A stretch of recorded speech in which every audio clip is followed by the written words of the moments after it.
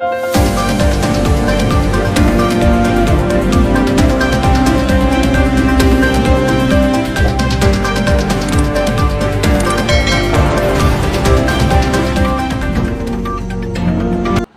ವಿರುದ್ಧ ಸಿಡಿದೆದ್ದ ದಲಿತ ಮುಖಂಡರು.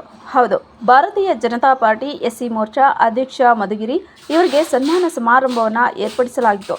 ಸನ್ಮಾನ ಸಮಾರಂಭದಲ್ಲಿ ಮಧುಗಿರಿ ತಾಲೂಕು ಭಾರತೀಯ ಜನತಾ ಪಾರ್ಟಿ ತಾಲೂಕು ಅಧ್ಯಕ್ಷ ಹನುಮಂತರೆಡ್ಡಿ ಮಾತನಾಡಿ, ಕಾಂಗ್ರೆಸ್ ಪಕ್ಷದ ವಿರುದ್ಧ ಕಿಡಿಕಾರಿದರು. ಕಾಂಗ್ರೆಸ್ಸಿಗರು ಸಾಧನಾ ಸಮಾವೇಶವನ್ನು ಏತಕ್ಕೋಸ್ಕರ ಮಾಡಿದ್ದಾರೆ ಗೊತ್ತಿಲ್ಲ. ಇವರ ಸಾಧನೆ ಸಂಪೂರ್ಣ ಶೂನ್ಯ ಎಂದರು.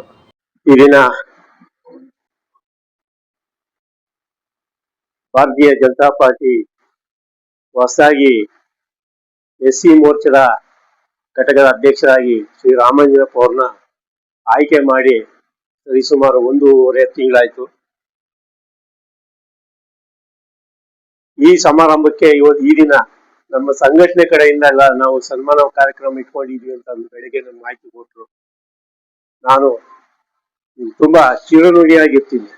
ಯಾಕೆಂದ್ರೆ ನಾನು ಮತ್ತೆ ರಾಮಾಂಜನಪ್ಪ ಒಡನಾಟ ಸರಿಸುಮಾರು 25 ವರ್ಷಗಳಿಂದ ನಾವು ಅವರು ಬಹಳಷ್ಟು ಅನ್ಯೋನ್ಯವಾಗಿ ಬಹಳ ಗೆಳೆತನ ಹಂಗೆ ಸಂಬಂಧಗಳು ಹಂಗೆ ಬೆಳ್ಕೊಂಡು ಬಂದ್ವಿ.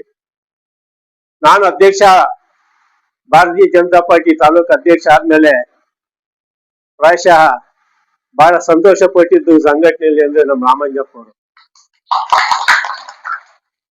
ಯಾಕೆಂದ್ರೆ ಅವರು ಹೇಳ್ತಿದ್ರು, ನೀವೆಲ್ಲೂ ರಾಜಕೀಯ ಮಾಡ್ತೀರೋ ನಾವು ಅಲ್ಲಿರ್ತೀವಿ, ನಿಮ್ ಜೊತೆಯಲ್ಲಿ ಇರ್ತೀವಿ. ಯಾಕೆಂದ್ರೆ ನಾನು ವಕೀಲರಾಗಿ ಸೇವೆ ಸಲ್ಲಿದ ಪ್ರಾರಂಭದಿಂದ ಬಹಳ ಜೊತೆಯಾಗಿ ನನ್ನ ಗಟ್ಟಿಯಾಗಿ ನಿಲ್ಸಿದ್ರು ರಾಮಾಂಜನಪ್ಪ ಅವರು, ಸಂಘಟನೆ ಹುಡುಗರೆಲ್ಲ ಸೇರಿ. ಈ ದಿನ ನಮ್ಮ ಭಾರತೀಯ ಜನತಾ ಪಾರ್ಟಿ ಬಹಳ ಬಲಿಷ್ಠವಾಗಿ ಬೆಳೆದು ನಿಂತಿದೆ. ನಮ್ಮ ಸೋದರ ಜಗದೀಶ್ ಹೇಳ್ದಂಗೆ ಈ ಒಂದು ದೊಡ್ಡ ಪಕ್ಷದಲ್ಲಿ ಈ ತನೆಲ್ಲ ಹೇಳಿದ್ರು, ನಮ್ಮ ಸಂಘಟನೆಯವ್ರು ಬಹಳಷ್ಟು ಗುರ್ಸಲ್ಲ ಹಾಗೆ ಹೀಗೆ ಅಂತ ಅಂದ್ಬಿಟ್ಟು. ಪ್ರಾಯಶಃ ನಿಜ ಆಗಿತ್ತು. ನಾನು ಅಧ್ಯಕ್ಷ ಆದ್ಮೇಲೆ ಬಹಳಷ್ಟು ನನಗೆ ಒಂದು ಸವಾಲು ಒಡ್ಡಿತ್ತು. ಯಾವ ಸಂಘಟನೆಯವ್ರನ್ನ ನಾವು ಸೆಲೆಕ್ಟ್ ಮಾಡ್ಕೊಂಡ್ರೆ ನನ್ನ ಜೊತೆಯಲ್ಲಿ ಚೆನ್ನಾಗಿ ಕೆಲಸ ಮಾಡ್ತಾರೆ, ಸಂಘಟನೆ ಹುಡುಗರು ಬೇಕು ನನಗೆ, ಸಂಘಟನೆಯಲ್ಲಿ ಗುರ್ಸಿರುವಂತ ಮಹಾನ್ ವ್ಯಕ್ತಿಗಳನ್ನ ಗುರುತಿಸ್ಕೋಬೇಕಲ್ಲ, ನಮ್ಮ ಪಕ್ಷಕ್ಕೆ ಕರ್ಕೊಂಡ್ ಬರ್ಬೇಕಲ್ಲ. ಬಿಜೆಪಿ ಅಂದ್ರೆಲ್ಲ ಮುಖಂಡರುಗಳು ಸ್ವಲ್ಪ ಮೂಗು ಜಾಸ್ತಿ ಇತ್ತು. ಯಾಕೆ ಅಂತಂದ್ರೆ ಇದು ನಮ್ಮನ್ನು ಗುರ್ಸಲ್ಲ, ನಾವು ಸುಮ್ನೆ ಹೋಗ್ಬೇಕು, ಕುತ್ಕೋಬೇಕು, ಎದ್ದೋಳ್ಬೇಕು, ನಮ್ಗೊಂದು ಸ್ಥಾನಮಾನ ಏನು ಕೊಡಲ್ಲ ಅಂತ ಅಂದ್ಬಿಟ್ಟು ಮಾತು. ಅದನ್ನ ನಾನು ಬಹಳ ಯೋಚನೆ ಮಾಡಿದೆ. ಹೌದು, ಅವ್ರು ಹೇಳೋದು ಕರೆಕ್ಟೇ. ನಾವು ಅವ್ರನ್ನ ಕರ್ಕೊಂಡ್ಬಂದು ಕುಂಡ್ರಿಸ್ಕೊಳ್ಳೋದು, ಇದು ಎಬ್ಬರಿಸಿ ಕಳ್ಸೋದು ಅದು ನನ್ನ ಅಧ್ಯಕ್ಷತೆಯಲ್ಲಿ ಚೆನ್ನಾಗಿರೋ ಅಂತ ಅಂದ್ಬಿಟ್ಟು ನಾನಷ್ಟು ಯೋಚನೆ ಮಾಡಿ ಸಂಘಟನೆ ಹುಡುಗರನ್ನ ಯಾರು ಚೆನ್ನಾಗಿ ಕೆಲಸ ಮಾಡ್ತಾರೆ ಅಂತ ಅಂದ್ಬಿಟ್ಟು ನಾನು ಯೋಚನೆ ಮಾಡಿ ಸುಮಾರು ಒಂದು 3.5-4 ತಿಂಗಳು ಅದನ್ನ ಬಹಳಷ್ಟು ಚರ್ಚೆ ಮಾಡ್ಕೊಂಡು ನಾವೇನೆ ಮಾಡ್ಕೊಂಡು ಸೂಕ್ತವಾದ ವ್ಯಕ್ತಿ ಅಂದ್ರೆ ರಾಮಾಂಜನಪ್ಪ ಅವ್ರಿಗಂತ ಗೊತ್ತಾಯ್ತು. ನಾನು ಇವ್ರಿಗೆ ಹೇಳ್ದೆ, ಸರ್ ನಿಮ್ಮನ್ನ ಒಂದು ತಾಲೂಕು ಕಮಿಟಿಯಲ್ಲಿ ಇಲ್ಲ ಜಿಲ್ಲಾ ಕಮಿಟಿಯಲ್ಲಿ ಗುರುತಿಸ್ಕೊಳಕ್ ನಾವು ಪ್ರಾಮಾಣಿಕ ಪ್ರಯತ್ನ ಮಾಡ್ತೀವಿ, ನಮ್ ಜೊತೆಯಲ್ಲಿ ಬರ್ತೀರಾ ಅಂತ ಕೇಳ್ಕೊಂಡೆ. ಅವರು ಎರಡನೇ ಮಾತಾಡ್ಲಿಲ್ಲ. ನೀವ್ ಎಲ್ಲಿರ್ತೀರೋ ಅಲ್ಲಿರ್ತೀವಿ, ನೀವು ಸಂಘಟನೆಯಲ್ಲಿ ನಿಮ್ಮ ಬಿಜೆಪಿಯಲ್ಲಿ ಗುರುತಿಸ್ತೀರಾ ಇಲ್ಲ ಅನ್ನೋದು ನಮ್ಗೆ ಗೊತ್ತಿದೆ, ನಿಮ್ಮನ್ನ ನಾವು ನಿಮ್ಮಿಂದ ಬರ್ತೀವಿ, ನೀವು ನಮ್ಮನ್ನ ಕೈ ಬಿಡಲ್ಲ ಅಂತ ಗೊತ್ತು, ಆ ಪ್ರಾಮಾಣಿಕವಾಗಿ ನಿಮ್ಮ ಪಕ್ಷಕ್ಕೆ ಸೇರ್ಪಡೆ ಆಗ್ತೀನಿ ಅಂದ್ಬಿಟ್ಟು ಪಕ್ಷ ಕಚೇರಿಗೆ ಬಂದು ಸೇರ್ಪಡೆ ಆದ್ರು. ಅವತ್ತೇ ನಾನು ಡಿಸೈಡ್ ಮಾಡಿದೆ. ಯಾಕಂದ್ರೆ ಅವರು ಒಂದು ಸಂಘಟನೆ ಬಹಳಷ್ಟು ದಿನದ ನೋಡ್ತಾ ಇದ್ದೀವಿ. ಯಾಕಂದ್ರೆ ಇವತ್ತು ತಾಲೂಕಲ್ಲ, ಜಿಲ್ಲೆ ಅಲ್ಲ, ರಾಜ್ಯ ಮಟ್ಟದಲ್ಲಿ ಅವರು ಸಂಘಟನೆಯಲ್ಲಿ ಗುರುತಿಸ್ಕೊಂಡಿರೋ ಮಹಾನ್ ವ್ಯಕ್ತಿ ಇವರು. ಇಂಥ ವ್ಯಕ್ತಿಗಳನ್ನ ನಾನು ಒಂದು ನಮ್ಮ ಕಮಿಟಿಯಲ್ಲಿ ಏನಾದ್ರು ಒಂದು ಗುರುತರವಾದ ಒಂದು ಪದವಿ ಕೊಟ್ಟು ನಾವು ಪಕ್ಷಕ್ಕೆ ಬಳಸ್ಕೊಳ್ಳೋಣ ಅಂತ ಅಂದ್ಬಿಟ್ಟು ನಮ್ಮ ಜಿಲ್ಲಾಧ್ಯಕ್ಷರ ಹತ್ರ ಮಾತಾಡಿದೆ. ಅವ್ರು ಒಂದೇ ಮಾತಾಡಿದ್ದು, ನನ್ ಏನು ಕೇಳ್ಬೇಡ, ಒಳ್ಳೆ ವ್ಯಕ್ತಿ ನಿಂದೆ ಇಟ್ಕೊಂಡ್ ಬಂದಿದ್ಯಾ, ನೀವ್ ಮಾಡ್ಕೋಬೇಡ, ನನ್ನ ಏನು ಕೇಳಲೇಬೇಡ, ನಿನ್ ಬೇಕಿದ್ದೀನಿ ಅಂತ ಅಂದ್ರು. ನನ್ಗೆ ಬಹಳ ಸಂತೋಷ ಆಯ್ತು. ಅವ್ರು ಯಾಕೆ ಹಿಂಗೆ ಹೇಳೋರು ಅಂತ ಅಂದ್ಬಿಟ್ಟು. ಯಾಕೆಂದ್ರೆ ಅವರೆಲ್ಲ ತಿಳ್ಕೊಂಡಿದ್ದಾರೆ, ನನ್ಗಿನ್ನ ಮೊದ್ಲೇ ತಿಳ್ಕೊಂಡವ್ರೆ ಇವರೆಲ್ಲ. ಅವ್ರು ತಿಳ್ಕೊಂಡ ನಾನು ಪಕ್ಷದ 3 ಸತಿ ಅವರೇ ಕೇಳಿದ್ರು, ಏನ್ ಅನೌನ್ಸ್ ಮಾಡ್ದ ಅಂತ. ಮೊನ್ನೆ ಇಲ್ಲಿ ಅಂಬೇಡ್ಕರ್ ಸ್ಟ್ಯಾಚ್ಯೂ ಹತ್ರನು ಅವ್ರಿಗೆ ಜ್ಞಾಪಿಸಿದ್ರು, ಮಾಡಿದ್ರ ಇವ್ರನ್ನ ಅನೌನ್ಸ್ ಮಾಡೋದ ಅಂತ ಅಂದ್ರು. ಇಲ್ಲ ಸರ್, ಸ್ವಲ್ಪ ಚರ್ಚೆ ನಡೀತಾ ಇದೆ, ಎಲ್ಲ ಮಾತಾಡ್ತೀವಿ ಒಂದು ಮೊನ್ನೆ ಅನೌನ್ಸ್ ಮಾಡಿದೆ. ಈಗ ಯಾಕೆಂದ್ರೆ ನಿಮ್ಮ ಸಂಘಟನೆಯನ್ನು ತುಂಬಾ ನಾನು ಬಲವಾಗಿ ನಂಬಿದ್ದೀನಿ. ಅಂದ್ರೆ ನಮ್ಮ ಮೇಷ್ಟು ಹೇಳ್ದಂಗೆ ಸರಿಸುಮಾರು 40,000 ಮೇಲೆ ನಿಮ್ಮ ಓಟಿಸ್ ಇದೆ. ನಿರ್ಣಾಯಕ ಮತಗಳು ನಿಮ್ಮವು ಇಲ್ಲಿ. ಹಾಗಾಗಿ ನಿಮ್ಮ ಸಂಘಟನೆ ಬಲವಾಗಿ ನಿಂತಿದೆ. ನಿಮ್ಮ ಸಂಘಟನೆ ಬಲವಾಗಿ ನಮ್ ಕಡೆ ನಿಂತಿದೆ, ಬಿಜೆಪಿ ಪರವಾಗಿ ನಿಂತ್ರೆ ನಾವ್ ಏನಾದ್ರೂ ಮಾಡ್ಬೋದು ಅನ್ನೋ ಒಂದೇ ಒಂದು ಕಾರಣಕ್ಕೆ ನಾವು ನಿಮ್ಮ ಸಂಘಟನೆ ಬಹಳಷ್ಟು ಕೈ ಹಿಡ್ಕೊಂಡಿದೀವಿ. ನಾವು ಇಲ್ಲಿ ತಾಯಂದ್ರು ಇದೀರಿ. ನಾವು ಇಷ್ಟೇ ಕೇಳ್ಕೊಳ್ಳೋದು, ನಿಮ್ಮ ಸಂಘಟನೆ ಹುಡುಗರನ್ನ ಪ್ರತಿಯೊಂದು ಒಂದು ಹಂತದಲ್ಲಿ ನಾನು ನನ್ನ ಜೊತೆನೆ ಕರ್ಕೊಂಡು ಹೋಗ್ತೀನಿ. ಸಾಕಷ್ಟು ಅವ್ರಿಗೆ ಜವಾಬ್ದಾರಿಗಳು ಕೊಡ್ತೀನಿ. ಈಗ ರಾಮಂಜಪ್ಪ ಅವ್ರಿಗೆ ಹೇಳಿದೀನಿ, ಅವ್ರಿಗೆ ಹೋಬಳಿ ಮಟ್ಟದಲ್ಲಿ ಏನ್ ಪದವಿಗಳು ಬೇಕೋ ನಿಮಗ್ ಬಿಟ್ಟಿದ್ದು, ನಿಮ್ಗೆ ಯಾರ್ಯಾರು ಸೆಲೆಕ್ಟ್ ಮಾಡ್ಕೊಂತೀರೋ ಮಾಡ್ಕೊಂಡು ಪಟ್ಟಿ ಕೊಡಿ, ನಾನು ಸೈನ್ ಹಾಕಿ ನಿಮ್ಗೆ ಅನೌನ್ಸ್ ಮಾಡ್ತೀನಿ ಅಂತ ಹೇಳಿದೀನಿ. ನೀವು ತಾಯಂದ್ರು, ನೀವು ಮಹಿಳಾ ಮೋರ್ಚಾದಲ್ಲಿ ನೀವು ಗುರುತಿಸ್ಕೊಳ್ಳಿ. ನಿಮ್ಗೂ ಭವಿಷ್ಯ ಬಹಳಷ್ಟು ಇದೆ. ಯಾಕಂದ್ರೆ ನಮ್ಮ ಬಿಜೆಪಿಯಲ್ಲಿ ಮಹಿಳೆಗೆ ಒಳ್ಳೆ ಸ್ಥಾನಮಾನ ಕೊಟ್ಟಿದೆ. ಈಗಾಗಲೇ ಕೇಂದ್ರ ಸರ್ಕಾರದ ಎಷ್ಟೆಷ್ಟು ನಿಮ್ಗೆ ಒಂದು ಸವಲತ್ತುಗಳು ಕೊಟ್ಟಿದೆ ಅಂತ ನಾನು ಮತ್ತೆ ಅದನ್ನ ಹೇಳಕ್ ಹೋಗೋದಿಲ್ಲ. ಒಳ ಮೀಸಲಾತಿ ವಿಚಾರವಾಗಬಹುದು, ಬಿಜೆಪಿ ಅವರೇ ಮುಂಚೂಣಿಯಲ್ಲಿ ನಿಂತ್ಕೊಂಡು ನಿಮ್ಮ ಒಳ ಮೀಸಲಾತಿ ಹೋರಾಟಕ್ಕೆ ಬಹಳಷ್ಟು ಬೆಂಬಲ ಕೊಟ್ಟರು. ಬಸವರಾಜ ಬೊಮ್ಮಾಯಿ ಅವರ ಮುಖ್ಯಮಂತ್ರಿ ಆದಾಗ ಈಗಲೂ ಸಹ ಈ ಸರ್ಕಾರದವರು ಯಾಕೆ ಇಷ್ಟು ಒಪ್ಕೊಂಡಿದ್ದಾರೆ? ನಿಮ್ಮ ಒತ್ತಡ ಜಾಸ್ತಿ ಆಯ್ತು. ಸಂಘಟನೆಗಳು ಯಾವಾಗ ಹೋರಾಟ ಜಾಸ್ತಿ ಆಯ್ತು, ಒತ್ತಡಕ್ಕೆ ಇವರು ಕಾಂಗ್ರೆಸ್ನವರು ಮುಳುಗರು ಬಿಟ್ರೆ, ನೀವು ಸಂಘಟನೆ ಮತ್ತು ಹೋರಾಟ ಮಾಡ್ಲಿಲ್ಲ ಅಂದ್ರೆ 20 ವರ್ಷ ಆದ್ರೂ ಮಾಡ್ತಿರ್ಲಿಲ್ಲ. ಹಾಗಾಗಿ ನಮ್ಮ ನಾವೇನ್ ಬಿಜೆಪಿ ಅವರು ಒಳ ಮೀಸಲಾತಿಗೆ ನಾವು ಪ್ರಪೋಸ್ ಕಳ್ಸಿದ್ವಿ, ಕೇಂದ್ರ ಸರ್ಕಾರದವರು ಇದು ಮಾಡಿದ್ರು. ಈಗ ನಿಮ್ಮ ಹೋರಾಟ ಪ್ರತಿಫಲ ಸಿಕ್ಕಿದೆ, ಆಯ್ತು, ಒಳ್ಳೇದು. ಹಾಗಾಗಿ ನಿಮ್ಮ ಸಂಘಟನೆ ಬಹಳಷ್ಟು ಬೆಳೆದಿದೆ. ನಿಮ್ಮ ಸಂಘಟನೆ ಎಷ್ಟು ಬೆಳೆದಿದೆಯೋ ನಮ್ಮ ಬಿಜೆಪಿ ಪಕ್ಷಕ್ಕೂ ಬೆಂಬಲ ಅಷ್ಟೇ ಸಿಕ್ಕಿದೆ. ನಿಮ್ಮ ಮುಂದಿನ ದಿನದಲ್ಲಿ ನಾವು ಈ ಇಡೀ ರಾಷ್ಟ್ರದಲ್ಲಿ ನೋಡ್ಬೋದು, ನಿಮ್ಮ ಮತಗಳು ನಿರ್ಣಾಯಕವಾಗಿ ನಿಂತಿದ್ದಾವೆ. ಉತ್ತರ ಪ್ರದೇಶ, ಪಶ್ಚಿಮ ಬಂಗಾಳ ಆಗಿರ್ಬೋದು, ಸುಮಾರು ಮತಗಳು ನಿಮ್ಮ ಬಿಜೆಪಿ ವರದಾನ ಆಗಿದ್ದಾವೆ. ಹಾಗಾಗಿ ಮುಂದಿನ ಚುನಾವಣೆಯಲ್ಲಿ ಈಗ ಮೇಷ ಹೇಳಿದ್ರು, ನಮ್ಮ ಇವರು ಪತ್ರಕರ್ತರು ಹೇಳಿದ್ರು, ನಮ್ಮ ಅಂದ್ರಾಳು ರಮೇಶಣ್ಣವರು ಹೇಳಿದ್ರು, ನಮ್ಮನ್ನ ಬಳಸ್ಕೊಂತೀರಾ, ನಮ್ಗೇನು ಒಂದು ಪದವಿಗಳು ಕೊಡಲ್ಲ, ಯಾವ್ದೇ ಎಲೆಕ್ಷನ್ ಟೈಮ್ ಅಲ್ಲಿ ನಮ್ಗೆ ಇದು ಕೊಡಲ್ಲ ಅಂತ. ಖಂಡಿತವಾಗ್ಲು ಆ ಇದು ನಿಮ್ಮನ್ಸಲ್ಲಿ ಉಳಿಸ್ಕೋಬೇಡಿ. ನಾನು ಅವ್ರನ್ನ ಮಾತು ಕೊಟ್ಟೆ ಕರ್ಕೊಂಡ್ ಬಂದಿದ್ದು. ನಾನು ಯಾವುದೇ ಮೀಸಲು ಕ್ಷೇತ್ರದಲ್ಲಿ ಜೆಡ್ಪಿಗೆ ಆಗ್ಬೋದು, ತಾಲೂಕ್ ಪಂಚಾಯತಿಯಲ್ಲಿ ಆಗ್ಬೋದು, ನಾನ್ ಟಿಕೆಟ್ ಕೊಡ್ಸೋ ಜವಾಬ್ದಾರಿ ನನ್ಗಿರ್ಲಿ.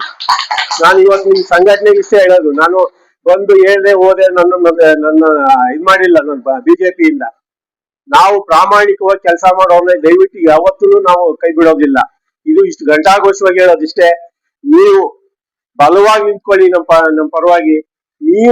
ನಾವು ಎಷ್ಟು ಬಲವಾಗಿ ನಿಮ್ಮ ಪರವಾಗಿ ನಾವು ಹೋರಾಟ ಮಾಡೋಕ್ಕೂ ಸರಿ, ನಿಮ್ಮ ಪದವಿಗಳಿಗೆ ಏನಾದ್ರೂ ನಾವು ಕೊಡ್ಬೇಕು ಅಂತ ಅಂದ್ರೆ ನಾವು ಹೋರಾಟ ಮಾಡೋದು ತಗೋಬರ್ತೀವಿ. ಯಾಕೆಂದ್ರೆ ಮುಂದೆ ಬಹಳ ಯುವಕರಿದ್ದೀರಿ, ನೀವೆಲ್ಲ ನೋಡಿದಿರಿ, ಕಾಂಗ್ರೆಸ್ನವ್ರನ್ನ ನೋಡಿದಿರಿ, ಯಾವ ಮಟ್ಟಿಗೆ ಬಳಸ್ಕೊಂಡ್ರು ನಿಮ್ಮನ್ನ, ಯಾವ ರೀತಿ ಬಳಸ್ಕೊಂಡು ಯಾವ ರೀತಿ ನಿಮ್ಮನ್ನ ಇದು ಮಾಡೋರು ಅಂತ ಅಂದ್ಬಿಟ್ಟು. ನಾನು ಅಲ್ಲಿಂದನೇ ಎದ್ ಬಂದಿರೋನು. ನಮ್ಮನ್ನ ಹೆಂಗ್ ಬಳಸ್ಕೊಂಡ್ರು, ಇದೇ ಟೇಬಲ್ ಅಲ್ಲೇ ನನ್ಗೆ ಅವಮಾನ ಆಯ್ತು. ಇಲ್ಲಿ ನಾನು ಇವತ್ತು ಯಾಕೆ ಇಲ್ಲಿ ಕೂತಿದ್ದೀನಿ ಅಂದ್ರೆ, ಈ ಕೂತ್ ಕಾರಣ ಅಲ್ಲಿ ಮಾಡಿರೋ ಅವಮಾನಕ್ಕೆ ಇಲ್ಲಿ ನಾನು ಅಧ್ಯಕ್ಷ ಆಗಿ ಇಲ್ಲಿ ಬಂದಿರೋ. ಕಾಂಗ್ರೆಸ್ನವ್ರು ಎಂದೂ ನಂಬೇಡಿ. ಇಲ್ಲಿನ ಇಬ್ರು ಶಾಸಕರು ನಿಮ್ಮನ್ನೆಲ್ಲ ತುಪ್ಪ ಸೋಸ್ಬಿಟ್ಟು ಕೆಲಸ ಮಾಡ್ಕೊಂತ ಇದಾರೆ. ಅವ್ರು ನಂಬ್ಕೊಂಡು ಹೋದವ್ರು ನಿಮ್ ಸಂಘಟನೆ ಯಾರು ಉದ್ಧಾರ ಆಗಿಲ್ಲ, ಉದ್ಧಾರ ಮಾಡೋದಿಲ್ಲ. ಇದು ನಿಮ್ಮ ಮೈಂಡ್ ಅಲ್ಲಿ ಇರ್ಲಿ. ಮಹಿಳೆಯರಿಗೂ ಮಾತೆಯರಿಗೂ ಅಷ್ಟೇ ಹೇಳೋದು, ದಯವಿಟ್ಟು ಅವ್ರು ಕೊಡೋ ನಾವು ಗ್ಯಾರಂಟಿಗಳಿಗೆ ನಾವು ಬಲಿಯಾಗಿ ನಾವು ಇವತ್ತು ನಮ್ಮ ಇಡೀ ರಾಜ್ಯನ ಹಾಳು ಮಾಡಿ ಬೆಂಕಿ ಇಟ್ಕೊಂಡಿದ್ದಾರೆ ಕಾಂಗ್ರೆಸ್ನವರು. ಮೊನ್ನೆ ನೋಡಿದ ಫಂಕ್ಷನ್ ಅಲ್ಲಿ ಯಾವ ಸಮಾವೇಶ ಯಾವ ಉದ್ದೇಶಕ್ಕೆ ಮಾಡಿದ್ರು ಗೊತ್ತಿಲ್ಲ, ಯಾವ ಸಾರ್ಥಕತೆಗೆ ಮಾಡಿದ್ರೆ ಗೊತ್ತಿಲ್ಲ. ಅಷ್ಟು ಹೀನಾಯವಾಗಿ ನಡ್ಕೊಂಡಿದ್ದಾರೆ. ಹಾಗಾಗಿ ಮುಂದೆ ನಮ್ಮ ಕರ್ನಾಟಕದಲ್ಲಿ ಬಿಜೆಪಿಗೆ ಸರ್ಕಾರ ಬರೋದಂತೂ ನಿಶ್ಚಿತ.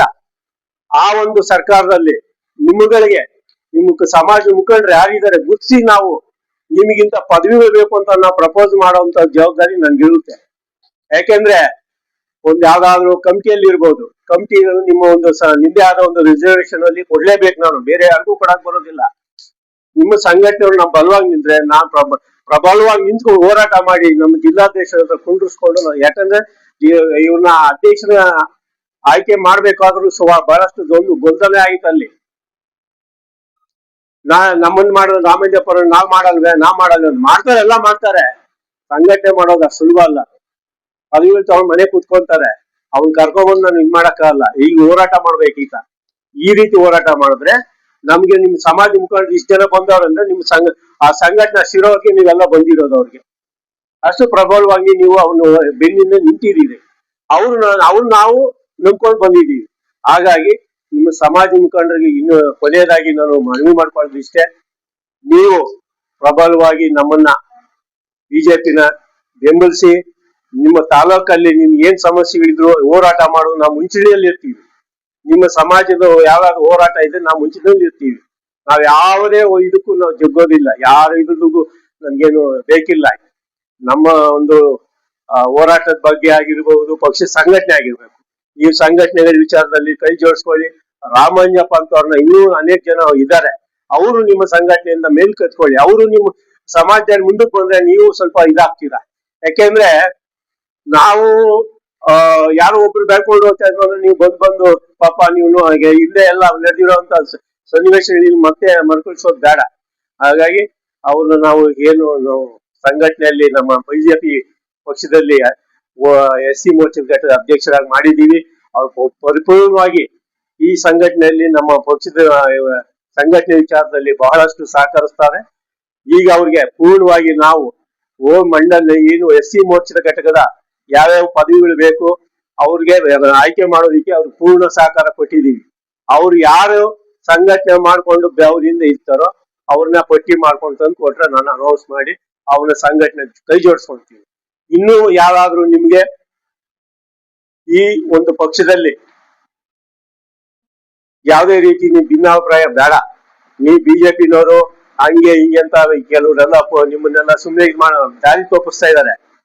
ಈ ಹಿಂದೆ ಎಲ್ಲಾ ತೆಲಂಗಾಣ ಚುನಾವಣೆ ಇರ್ಬೋದು, ಆಂಧ್ರ ಚುನಾವಣೆ ಇರ್ಬೋದು, ನಮ್ಮ ಮಂದಕೃಷ್ಣ ಮಾದಿಗ ಅವ್ರನ್ನ ವಾಜಪೇಯಿ ಅವರು ಮೋದಿ ಅವರು ಯಾವ ರೀತಿ ಅಪ್ರೋಚ್ಮೆಂಟ್ ಮಾಡಿ ಅವ್ರನ್ನ ಸಹಕರಿಸ್ಕೊಂಡು ಅವರಿಂದ ಎಷ್ಟು ಓಟ್ ಇದ್ ಮಾಡ್ಕೊಂಡ್ರು.